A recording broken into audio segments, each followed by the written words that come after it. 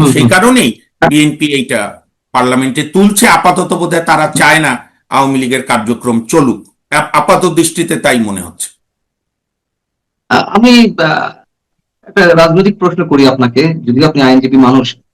আহ, এই এই চিন্তাধারার পরিবর্তনের কারণ কি? এবং আমরাও এটা শুনেছি গুঞ্জন আকারে যে ভারতের সঙ্গে বিএনপির সম্ভবত কোনো বোঝাপড়া হয়েছে আওয়ামী লীগকে পুনর্বাসনের ক্ষেত্রে অথবা আওয়ামী লীগের নিষেধাজ্ঞা তুলে নেওয়ার ক্ষেত্রে। আর সেটি হোক আর না হোক, আমরা গ্রিন সিগন্যাল পাচ্ছিলাম বিএনপির কাছ থেকে, আমরা ভারতের কথা বাদ দিলাম। ইভেন রয়টার্স কে দেওয়া একটা সাক্ষাৎকারেও আহ আমাদের প্রধানমন্ত্রী বলছিলেন যে যদি সজীবদের জয় কিংবা সাইমওয়াজের পুতুল ফিরে এসে রাজনীতি করতে চায় তার কোনো আপত্তি নেই, যদি জনগণ মেনে নেয় তো তারা রাজনীতি করতে পারবে। তার মানে ওখানে একটা গ্রিন সিগন্যাল ছিল। কি এমন ঘটলো, বা এর মধ্যে আবার ডিপ স্টেটের নতুন কোনো খেলা শুরু হয়েছে কিনা বিহাইন্ড দ্য স্ক্রিন, যে এইটি আইনে পরিণত করতে যাচ্ছে? আপনার কি মনে হয়? এইটা তো একটা চক্রান্ত আছেই স্বাধীনতা বিরোধীদের, কারণ সরকারের মধ্যে তো নানা উপধারা ধারা রয়েছে।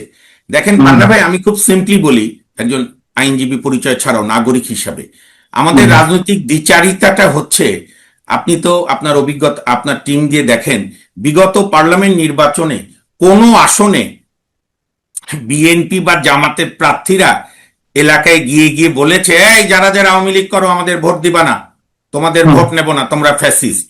এইটা তো বলেনি, বরং দুই দলই চেষ্টা করেছে ভোট কত আনা যায়। বলেছে আমরা কোনো বিরক্ত করব না, ভোট দাও।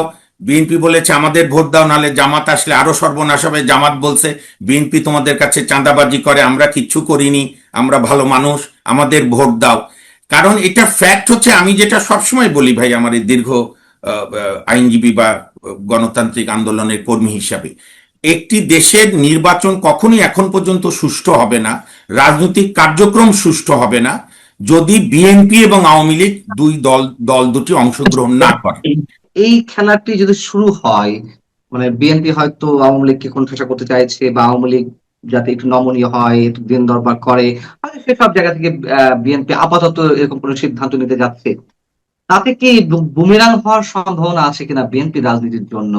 মানে এই এই খেলার মাঝখান দিয়ে অন্য কেউ লাভবান হবে কিনা, নাকি বিএনপি লাভবান হবে? এইটা তো বুমেরাং তো হয়ে গিয়েছিল প্রায় নির্বাচনে।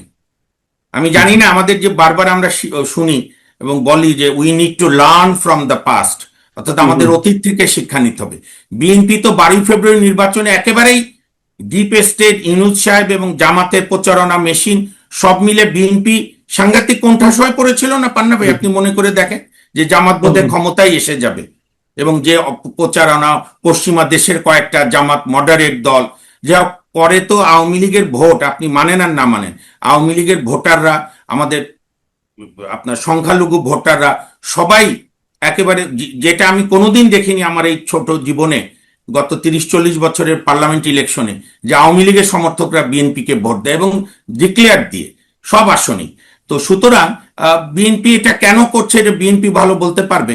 তবে গণতন্ত্র তো ব্যাপক অর্থে ব্যবহৃত শব্দ, সেই শব্দের মর্মার্থ আমরা কতটুকু বুঝি সেটা নিয়ে তো প্রশ্ন রয়েছে। কিন্তু আমি যদি নির্দিষ্টভাবে বিএনপির ক্ষেত্রে আপনার কাছে প্রশ্ন করি, যে এটা কি আত্মঘাতী সিদ্ধান্ত হতে যাচ্ছে বিএনপির জন্য? এর মধ্যে দিয়ে অন্য কোনো শক্তি তারা আরো হিংস্র হয়ে উঠবে কিংবা শক্তিমান হয়ে উঠবে?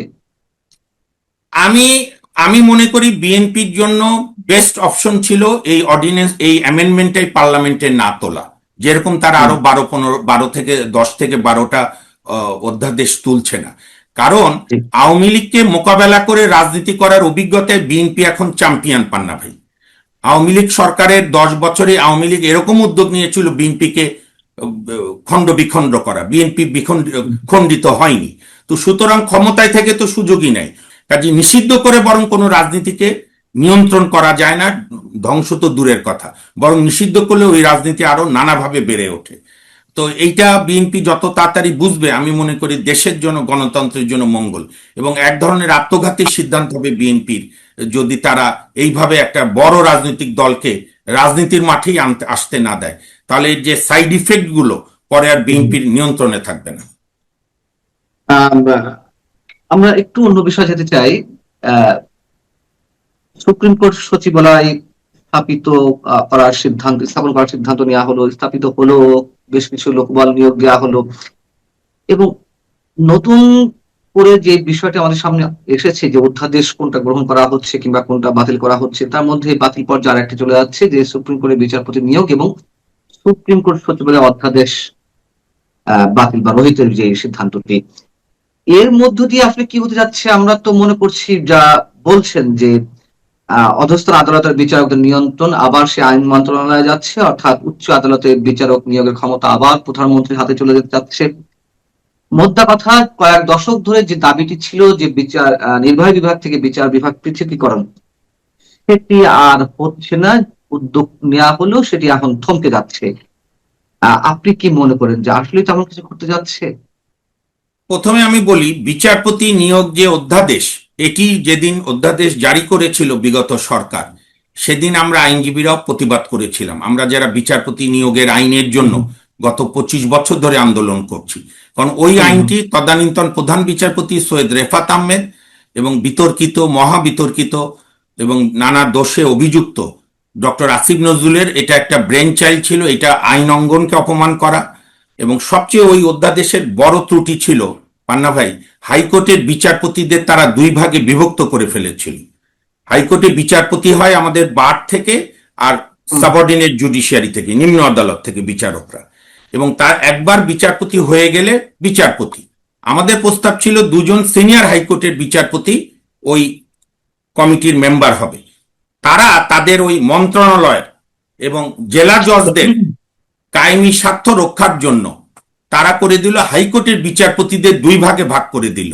একটা হচ্ছে সাবঅর্ডিনেট জজ থেকে যারা হাইকোর্টে গিয়েছে, আর একটা বার থেকে, যেটা বিচার অঙ্গনের জন্য অত্যন্ত লজ্জার, অবমাননা। আরেকটা আসিফ নজরুল এবং সৈয়দ রিফাত আহমেদ সাহেবরা অন্যায় করেছিল, ওই কমিটিতে বিশ্ববিদ্যালয়ের শিক্ষক রেখেছিল। আপনি এখন পান্না ভাই, আপনাদের এই ধরেন সাংবাদিকদের একটা বোর্ড হবে যে কে কোন সাংবাদিক ভালো, এটার জন্য আপনারা সিনিয়র সাংবাদিকরা থাকবেন, অভিজ্ঞ সম্পাদকরা থাকবে। আমি আইনজীবী হাজার বুঝলেও তো আমার ওখানে কোনো ফাংশন নেই, আমি তো আর সাংবাদিকতা পড়িনি। তো বিশ্ববিদ্যালয়ের আইনের শিক্ষক তো আর ওকালতি করে না, এবং উকিল ছাড়া অ্যাডভাইজার বা বিচারপতি ছাড়া অ্যাডভাইজার হলে কত ক্ষতি হয়, আসিফ নজরুল তার জ্বলন্ত উদাহরণ।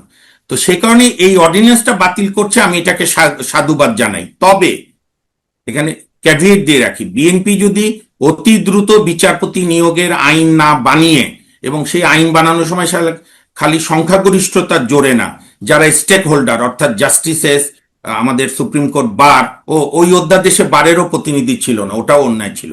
বার এবং নানা স্টেক হোল্ডারদের সঙ্গে পরামর্শ করে একটি সুনির্দিষ্ট আইন তৈরি না করে আবারও দলীয় ব্যক্তিদের বিচারপতি নিয়োগ দেয়, তো ধরেন বিচার বিভাগের যা ক্ষতি হবে না হবে পরের কথা, বা বিচার প্রার্থী জনগণের, সবচেয়ে ক্ষতি হবে, আমি পরিষ্কার বলছি, বিএনপি সরকারের।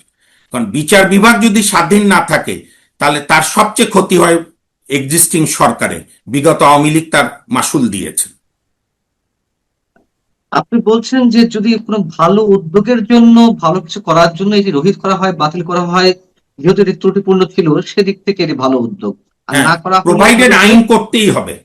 হ্যাঁ, কিন্তু আমি যদি পাল্টা প্রশ্ন করি আপনাকে, যদি বিএনপির মধ্যে ভালো কোনো চিন্তা ভাবনা কাজ করেই থাকে যে না, নির্বাহী বিভাগ থেকে বিচার বিভাগ আলাদা করা হবে, প্রধান বিচারপতি নিয়োগ আর প্রধানমন্ত্রীর হাতে থাকবে না, এটি প্রধান বিচারপতি এবং রাষ্ট্রপতির সমন্বয়ে বা সুপ্রিম জুডিশিয়াল কাউন্সিল ইত্যাদি ইত্যাদি এখানে কার্যকর করা হবে, কমিটি থাকবে, হ্যাঁ, সে ধরনের যদি কিছু চিন্তা থেকেই থাকতো, তাহলে এটাকে সংশোধন করতে পারতো। যেমন আহ যেমন আওয়ামী লীগকে নিষিদ্ধ করার বিষয়ে যে আইনটি নিয়ে আমরা যদি এতক্ষণ আলোচনা করলাম, সন্ত্রাস বিরোধী আইন, ওটা সংশোধিত হয়ে তারা নতুন করে আইন রূপান্তর করছে, তাহলে এক্ষেত্রে এটিও তো তারা সংশোধন করতে পারতো, সেটি না করে একেবারে পুরোপুরি বাতিল করে দিচ্ছে। আপনি আপনি পান্না ভাই অত্যন্ত প্রাসঙ্গিক এবং খুবই ইন্টারেস্টিং ইন্টেলেকচুয়াল প্রশ্ন করেছেন। এক্ষেত্রে আমার প্রথম উত্তর হচ্ছে, এই 133টা অধ্যাদেশ ডিল করার ক্ষেত্রে বিএনপি কোনো রেশনালিটির পরিচয় দিচ্ছে না। কেন একটা রাখছে আরেকটা বাদ দিচ্ছে, এটি আমাদের কাছে কারো কাছে বোধগম্য না। যে কারণে একটা উপসংহার টানা যেতে পারে, বিএনপি যেটা মনের ইচ্ছা হচ্ছে সেইটা তারা করছে। আপনি ঠিকই বলেছেন, তারা ওই অধ্যাদেশের অনেক অ্যামেন্ডমেন্ট করতে পারত, অথবা তারা একটা যুক্তি দিতে পারে এখন, যে এখন তো আমাদের সময় কম, আমরা সময় নিয়ে করব, তো সেটিও হতে পারে। কিন্তু আমি এখনো, যেহেতু 1 মাস 1.5 মাস হয়েছে এই সরকারে, আমি পরিষ্কার করে আজকে আপনার মাধ্যমে বহুল জনপ্রিয় আপনার এই মিডিয়ার মাধ্যমে বলতে চাই, বিএনপি যদি বিচারপতি নিয়োগের আইন তৈরি না করে আবারও আগেকার মতো, বিএনপি সরকারও যেটা করেছিল অতীতে, আওয়ামী লীগও যেটা করেছে, দলীয় বিবেচনায় শুধুমাত্র রাজনৈতিক আদর্শে অনুগত ব্যক্তিদের বিচারপতি বানায়, সেটা তাদের জনগণের সঙ্গে দেওয়া ওয়াদার সঙ্গে প্রতারণা হবে। বিচার বিভাগের ক্ষতি তো হবেই, বিচার প্রার্থী, জনগণ, আপনি, আমি, নাগরিক, সবার ক্ষতি হবে। আবারও রিপিট করি, সবচেয়ে বেশি ক্ষতি হবে বিএনপি সরকারের। কারণ আমি আপনাকে কেন বলছি 133টা অধ্যাদেশের, তারা বোধহয় দেখেন গ্রামীণ ব্যাংক অ্যামেন্ডমেন্টটা বৈধ করে দিচ্ছে, অথচ ওই অ্যামেন্ডমেন্টে ইউনূস সাহেব জনগণের শেয়ারের অংশ 25% থেকে কমিয়ে 10% করেছে। অর্থাৎ ওনার কায়েমি স্বার্থবাদী 90% শেয়ার রেখেছে গ্রামীণ ব্যাংক।